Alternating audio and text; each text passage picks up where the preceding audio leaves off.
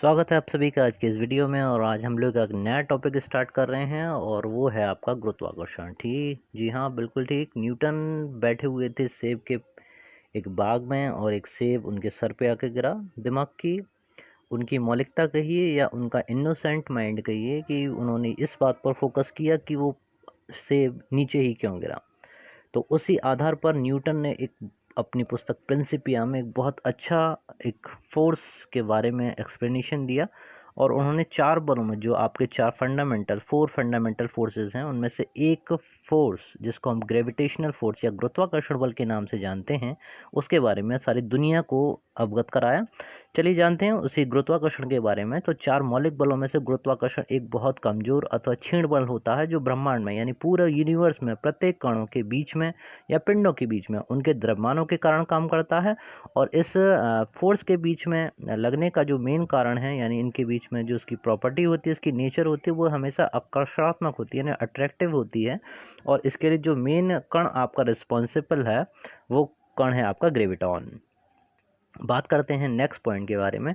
तो न्यूटन का गुरुत्वाकर्षण के नियम के बारे में ये है कि ब्रह्मांड में किन्हीं भी दो पिंडों के मध्य कार्य करने वाला बल हमेशा आकर्षणात्मक होगा। और उस बल की नेचर कैसी होगी उसके बारे में हम बता ही चुके हैं। आकर्षणात्मक होगा, उसका मान कितना होगा, उसका मैग्नीट्यूड डिपेंड करेगा उसके द्रव्यमानों के ऊपर कि अगर उनका द्रव्यमान m1 व m2 है, दो मासेस m1 और m2 एक दूसरे से r डिस्टेंस पर अगर प्लेस्ड हैं, ठीक है, एक दूसरे से r दूरी पर रखे हुए हैं, तो उनके बीच में जो फोर्स लगेगा वो उनके द्रव्यमानों के गुणनफल, उनके द्रव्यमानों के मल्टीपल प्रोडक्ट के बराबर होगा और उनके बीच की दूरी के वर्ग के व्युत्क्रमानुपाती होगा, इन्वर्सली प्रोपोर्शनल होगा।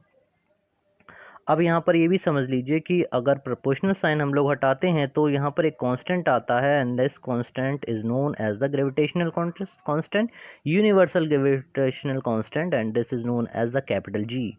ठीक है, तो कैपिटल जी आता है यानी F equals to G capital G m1 m2 आएगा और अपॉन में वही r स्क्वायर। कैपिटल जी का अगर मान आप लोग जानना चाहें तो कैपिटल जी का जो मान होता है वो होता है 6.67 इंटू 10⁻⁻11। और इसका जो यूनिट होता है वो होता है newton into metre square upon kilogram square. Dimensions की बात अगर हम लोग करें तो डायमेंशन होती है m-1 L³ और T-2। ये इसका डायमेंशन हो गया या वेमी सूत्र के बारे में हम लोगों ने जाना। आइए अब बात करते हैं नेक्स्ट पॉइंट के बारे में। तो अब सबसे इम्पोर्टेंट फैक्टर वही कि गुरुत्व क्या होता है। तो पृथ्वी का वह आकर्षण बल है या पृथ्वी का वह गुण जिससे वह हर एक वस्तु को, हर एक ऑब्जेक्ट को अपने केंद्र की तरफ खींचती है। ठीक है ना, कोई भी वस्तु अगर आप फेंकते हैं ऊपर की तरफ छोड़ते हैं तो हमेशा वो नीचे की तरफ जाती है, अपने आप ही सेल्फ क्या होगी, पृथ्वी के केंद्र की तरफ जाएगी। वो क्यों जा रही है? क्योंकि पृथ्वी की प्रॉपर्टी है, पृथ्वी का नेचर है कि वो हर एक वस्तु को अपने केंद्र की तरफ खींचती है। इस गुण को ही हम गुरुत्व कहते हैं। आइए डेफिनेशन पढ़ लेते हैं।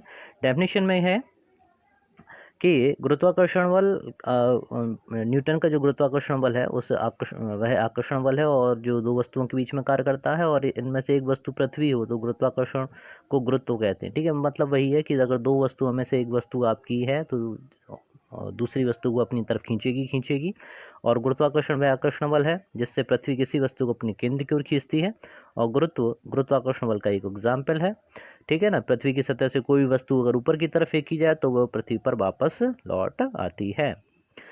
बात करते हैं गुरुत्व त्वरण के बारे में। तो अब जब आपने किसी वस्तु को किसी निर्धारित ऊंचाई से अगर नीचे गिराया, ठीक है, तो जैसे मान लीजिए किसी h मीटर ऊंची मीनार से अगर किसी वस्तु को आप ऊपर से नीचे गिराते हो तो यहाँ पर टाइम कंसीडर करके चलते हो, t=0 समय पर आपने वस्तु यहाँ से छोड़ी। ठीक है, तो ऑब्वियस है कि वस्तु जो गुरुत्व के कारण क्या होगा, वो पृथ्वी के केंद्र की तरफ गिरेगी यानी नीचे धरातल की तरफ जाएगी, पृथ्वी की सतह की तरफ जाएगी। अब जैसे जैसे वस्तु को अगर आपने रेस्ट से छोड़ा, यहाँ से विराम अवस्था से आप छोड़ रहे हैं, ठीक है, रेस्ट पोजीशन से छोड़ रहे हैं यानी उसका इनिशियल वेलोसिटी जो है u=0 है, तो आफ्टर 1 सेकेंड, 1 सेकेंड के बाद क्या होगा, क्या इसका वेग बढ़ेगा या घटेगा? तो सिंपल है, उसका वेग बढ़ेगा। ठीक है, जैसे जैसे वस्तु नीचे आती जाएगी हर सेकंड उसके वेग में वृद्धि होती जाएगी। और वो वृद्धि कितनी होती है? वो वृद्धि होती है 9.8 मीटर पर सेकंड की। ठीक है, तो हर एक सेकंड जो वस्तु का वेग है वो 9.8 मीटर पर सेकंड बढ़ जाता है। तो गुरुत्व त्वरण या ग्रेविटेशनल एक्सेलरेशन की डेफिनेशन यही है कि अगर कोई वस्तु स्वतंत्र रूप से छोड़ी जाती है तो जैसे जैसे वो पृथ्वी के निकट आती है उसके वेग में प्रति सेकंड उसके वेग में वृद्धि होती है। और प्रति सेकंड वेग में होने वाली वृद्धि को ही गुरुत्व त्वरण कहते हैं।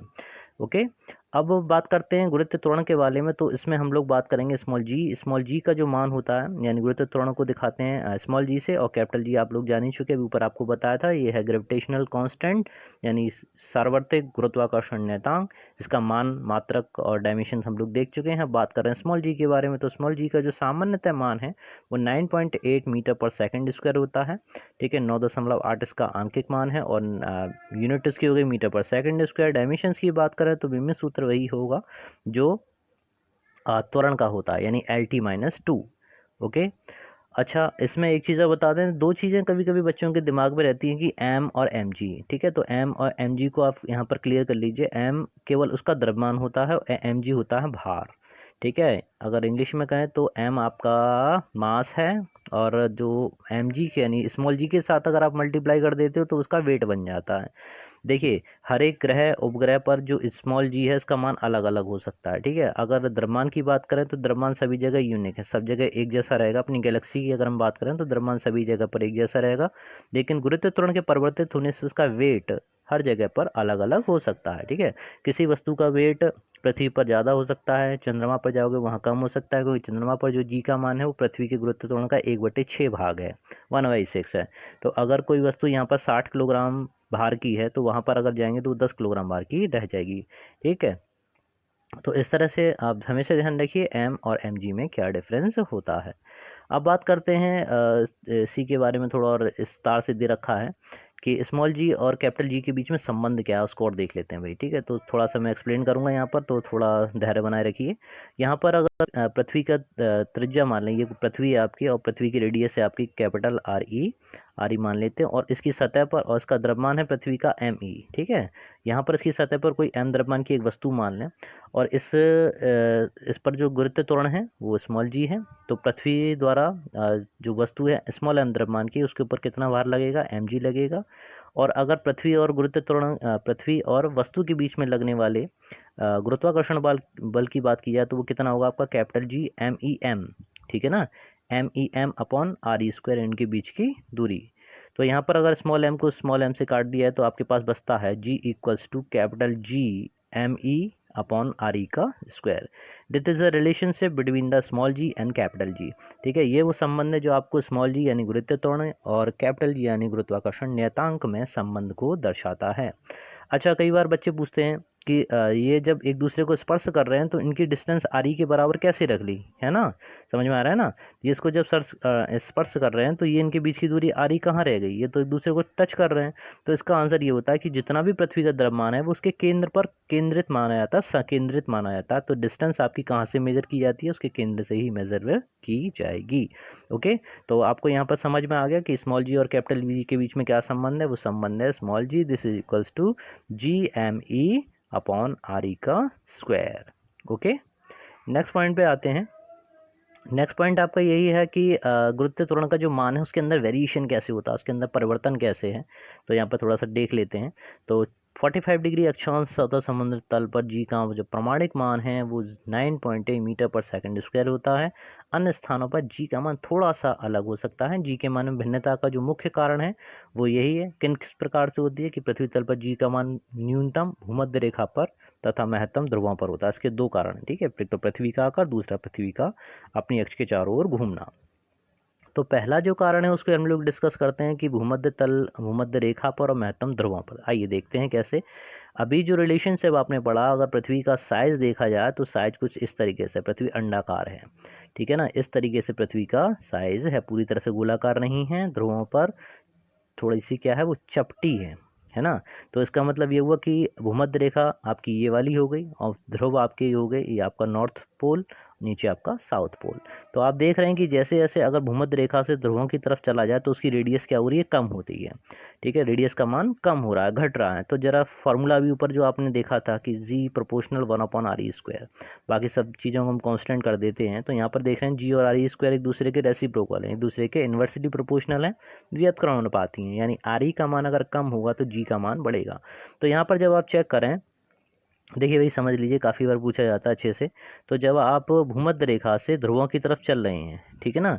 तो आर ई का मान बढ़ेगा या घटेगा, तो यहाँ से आप जब देख रहे हो कि यहाँ से अगर ध्रुवों से भूमध्य रेखा से ध्रुवों की ओर चलें तो आर ई का मान कम हो रहा है, तो जब आर ई का मान कम होगा तो जी का मान बढ़ेगा। इसलिए कहा जाता है कि भूमध्य रेखा से ध्रुवों की ओर चलने पर जी के मान में वृद्धि होती है। इसके अपोजिट अगर चला जाए कि अगर नॉर्थ मतलब ध्रुवों से आप भूमध्य रेखा की तरफ आते हैं तो आर ई का मान बढ़ेगा, आर ई का मान इंक्रीज होगा, तो रेस्पेक्टिवली जी का मान कम होने लगता है। ठीक है, तो इसका जो आकार है, पृथ्वी का जो आकार है, जो चपटापन है, यानी उसकी जो रेडियस में अंतर है, उसके कारण जी का मान भूमध्य रेखा पर अधिक अलग अलग होता है। और जो अधिकतम की बात की जाए वो तो ध्रुवों पर अधिकतम होगा। ठीक है, अब बात की जाए पृथ्वी का अपनी अक्ष के चारों तरफ घूमना, तो पृथ्वी का अपनी अक्ष के चारों तरफ घूमने के लिए बहुत बड़ा फैक्टर जिम्मेदार होता है, उसको हम देख लेते हैं। देखिए, लैटिट्यूड बहुत ज़्यादा डिपेंड करता है आपके, अगर घूमने की हम लोग बात करते हैं तो मोस्टली वहाँ जो फार्मूला यूज़ किया जाता है उसको थोड़ा सा मैं बना देता हूँ। ठीक है, तो एक मिनट रुकिए ज़रा। तो यहाँ पर अगर हम लोग बात करें पृथ्वी के बारे में, ठीक है, ये आपकी पृथ्वी बन गई। यहाँ पर थोड़ा मैं इसको पूरा गोला मान के चल रहा हूँ, और ये बन गया इसका केंद्र। और यहाँ पर कोई वस्तु अगर स्थित है तो उसका लैटिट्यूड से मतलब ये है कि उसकी भूमध्य रेखा के साथ जो अक्ष है वो कितने डिग्री का कोण बना रही है। ठीक है, तो यहाँ पर ये वस्तु के साथ में जो एंगल बनना है वो है आपका लैम्डा। तो परिवर्तित गुरुत्व त्वरण का जो मान है वो डिपेंड करेगा, फॉर्मूला आप लोग ध्यान रखिएगा, जी डैश इक्वल्स टू होता है g minus r omega square into आपका कॉस स्क्वायर लैम्डा। ठीक है ना, तो यहाँ पर देख लीजिए आर जो है वो पृथ्वी की त्रिज्या है, ओमेगा कोणीय वेग है पृथ्वी का, और लैम्डा जो है लैटिट्यूड है, अक्षांश है। तो जैसे जैसे आप ध्रुवों की तरफ बढ़ते जाएंगे तो आप ध्यान करिए ये वाला एंगल जो है, ये वाला एंगल बढ़ता जाएगा, इंक्रीज हो जाएगा। तो जब ये वस्तु पूरी आपकी ध्रुवों पर पहुंच जाए तो लैम्डा का मान कितना हो जाएगा भाई, 90 डिग्री हो जाएगा। और जब कॉस 90 डिग्री हो जाएगा तो ये पूरा फैक्टर खत्म हो जाएगा, तो केवल कितना बचेगा, जी डैश इक्वल्स टू जी के बराबर बचेगा। इसका मतलब उसमें से कुछ भी माइनस नहीं होगा। इसलिए ये दोनों कारण माने जाते हैं कि जब कहीं भी महत्तम की बात की जाएगी, अधिकतम की बात की जाएगी, आपको यही मान के चलना पड़ेगा कि ध्रुवों पर पृथ्वी के जो गुरुत्व त्वरण जी है उसका मान अधिकतम होता है। आपकी जानकारी के लिए एक चीज़ और बता दें कि जो पृथ्वी की त्रिज्या है, ठीक है, भूमध्य रेखा पर जो पृथ्वी की त्रिज्या ध्रुवों की तुलना में लगभग 21 किलोमीटर अधिक है। ठीक है, कितना बताया मैंने आपको, 21 किलोमीटर ज़्यादा है। ठीक है, भूमध्य रेखा पर अगर माने ध्रुवों पर माने आप आर ई, और तो भूमध्य रेखा पर त्रिज्या लगभग कितनी है, आर ई प्लस 21 किलोमीटर है। ठीक है ना, तो जैसे जैसे ये 21 किलोमीटर का जो अंतर है वही अंतर उस गुरुत्व त्वरण में परिवर्तन को प्रदर्शित करता है।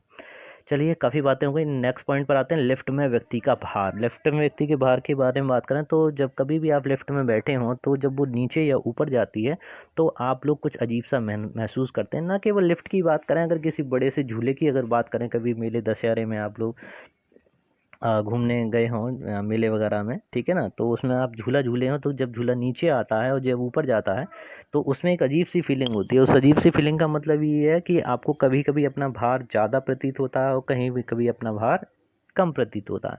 तो ये जो फीलिंग है वो उसके ऊपर या नीचे जाते समय होती है। तो इसमें आप अच्छे से समझ लीजिए, कई बार प्रश्न भी आया है तो उस चीज़ को आप देख लेंगे कि अगर कोई लिफ्ट है और लिफ्ट त्वरण ए से ऊपर जा रही है तो लिफ्ट में जो स्थित व्यक्ति का भार है वो बढ़ा हुआ प्रतीत होता है। ठीक है, ऐसा लगता है उसका वजन बढ़ गया। इसी दशा में जो आवासीय व्यक्ति है उसका आवासीय भार W कितना होता है, वो mg प्लस ma के बराबर हो, जहाँ m व्यक्ति का द्रव्यमान है। आप जरा कल्पना कीजिए कि त्वरण A से अगर कोई वस्तु पड़े तो उसका भार बढ़ा हुआ प्रतीत हो, वहीं पर जो एस्ट्रोनॉमर जो अंतरिक्ष यात्री शटल के साथ में बैठ के ऊपर की तरफ जाते हैं और वो तो बहुत तेज़ एक्सेलरेशन से जाते हैं, तो जरा कल्पना कीजिए कि उनको अपना भार कितना बढ़ा हुआ प्रतीत होता होगा। एक इंटरव्यू में मैंने देखा था तो उन्होंने बताया था कि ऐसा लगता है कि बिल्कुल हम लोग जम गए हों सीट के साथ में। ठीक है, बिल्कुल हिल भी नहीं सकते हैं, किसी बटन को भी नहीं दबा सकते हैं कि आपको प्लेन चलाना है या शटल को मोड़ना, वो सब ऑटोमेटिक होता है, ऑटोनोमस होता है, अपने आप ही उनका टाइमिंग सेट है। ठीक है, उस समय तो आप मूवमेंट भी नहीं कर सकते। तो ये सब स्थिति रहती होगी उनके साथ में। चलिए बात करते हैं, हम जब नीचे की तरफ आते हैं तब क्या होता है, जब लिफ्ट त्वरण ए से नीचे आती है तो इस दिशा में व्यक्ति का आवासीय भार घटा हुआ प्रतीत होता है भाई। ठीक है, तो जहाँ पहले प्लस लेके चल लेते वहाँ पर क्या हो जाएगा, अब इस दिशा में व्यक्ति का जो आभासी भार है वो mg माइनस ma के बराबर होगा।